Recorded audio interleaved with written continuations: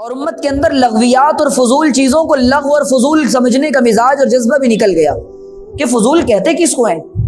مصیبت کی بات یہ ہے کہ جن غلط کاموں میں ہم اور آپ پڑے ہوئے ہیں ان غلط کو صحیح سمجھ رہے ہیں۔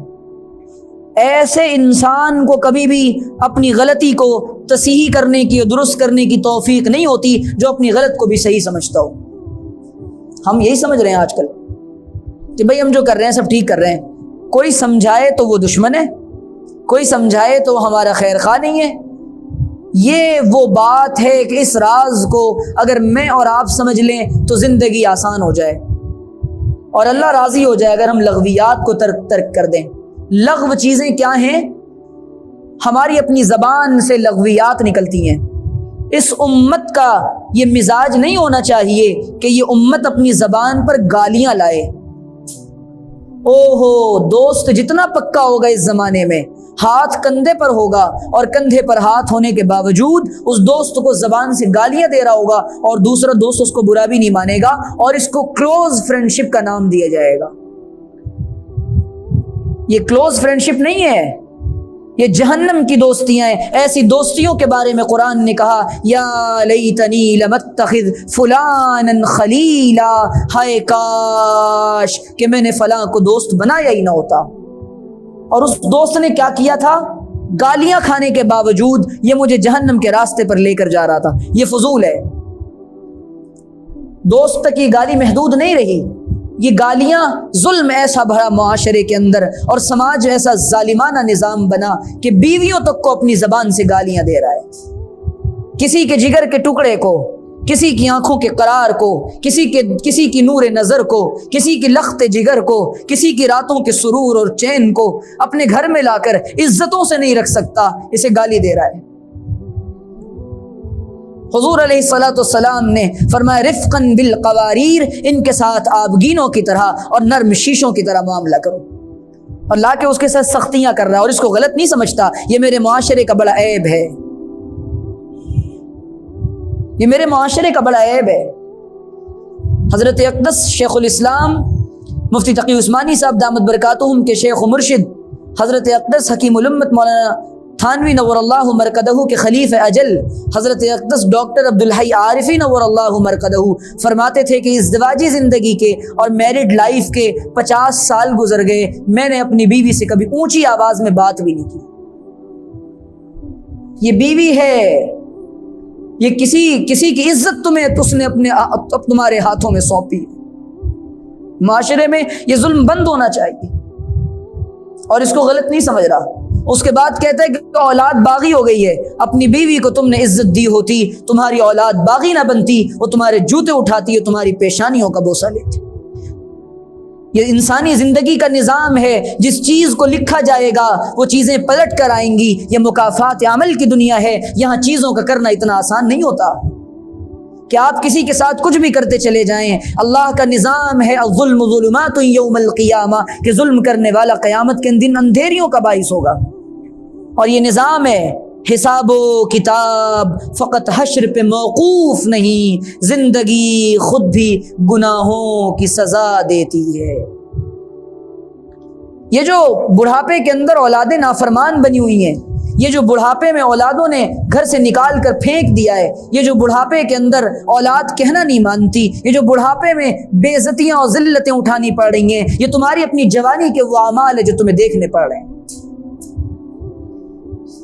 اگر اپنی جوانی کو پاک دامن بنایا ہوتا، اگر اپنی معاشرت کو اچھا بنایا ہوتا، اگر اپنی اولادوں کو دین دیا ہوتا، اگر اپنی بیویوں کی عزت کی ہوتی تو اللہ تعالیٰ روایات میں آتا ہے جو کوئی انسان جوانی کے ایام میں کسی بوڑھے کی قدر کرتا ہے، اللہ تعالیٰ مرنے سے پہلے اس کو جب بوڑھا کرتے ہیں ایسے لوگ پیدا فرما دیتے ہیں جو اس کی قدر کرتے ہیں۔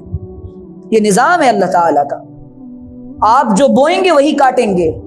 اللہ کی سنت، یہ اللہ کا نظام، یہ ہرگز نہیں ہے کہ آپ بیر کے کانٹے لگائیں اور اس کے بعد آم کے درخت اور پھلوں کی تمنا کریں۔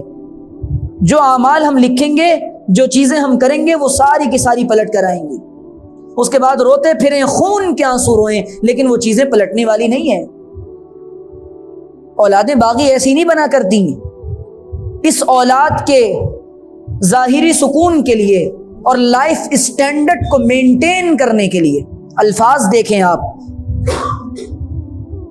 ہائی پروفائل رہنا ہے، سوسائٹی میں ایلٹ بننا ہے اور اپنی لائف اسٹینڈرڈ کو مینٹین کرنا ہے اور نظام زندگی کو لوگوں کو بتانا ہے یہ ہم ہائی کوالیفائڈ اور ویری ایڈوکیٹڈ اور اس کے بعد بہت زیادہ ہائی اسٹینڈرڈ کے لوگ ہیں، ہماری ہر چیز مینٹین ہونا چاہیے، کاٹے گا اور جب دوست آئے گا تو یوں باہیں پھیلا کر اس کو گلے لگائے گا، یہ قیامت کی علامت ہوگی۔ وجہ کیا ہوگی؟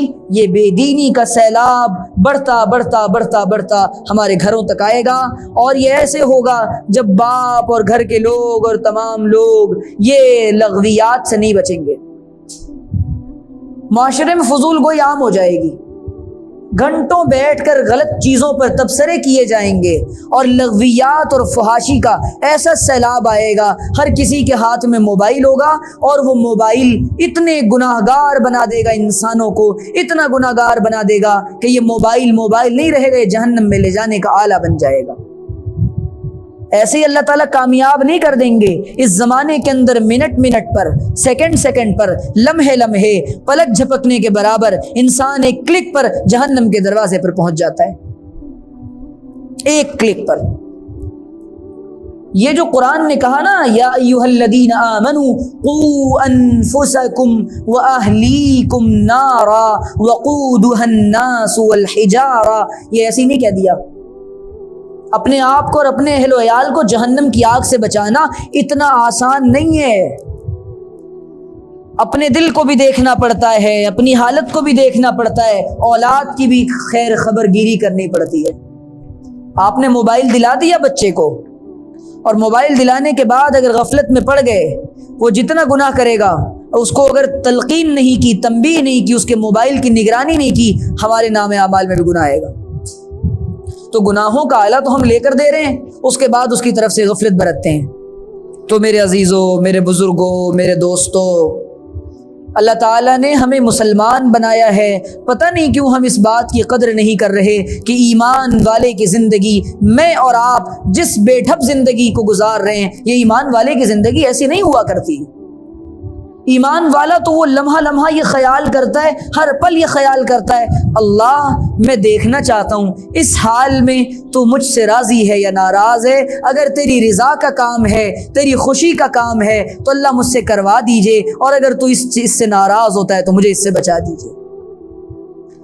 وقت اولاد کی وقتی خوشی کے لیے اور نظام اور معیار زندگی کو بہتر بنانے کے لیے وقتی طور پہ گھر بن جائے گا مال حرام سے بھی، لباس مہنگا پہن لیں گے مال حرام سے بھی، اور لقمہ مال حرام کا کھا لے گا، جسم کی نشو و نما اور پرورش ہوگی مال حرام سے بھی، لیکن حضور نے فرمایا کہ یہ مال جو اس نے کھایا پہنا رہا، یہ مال اب اس کے جسم کا حصہ بن چکا ہے۔ حضور نے فرمایا جو جسم مال حرام سے پلاؤ وہ جنت میں نہیں جائے گا، جنت کی خوشبو میں نہیں سونگے گا۔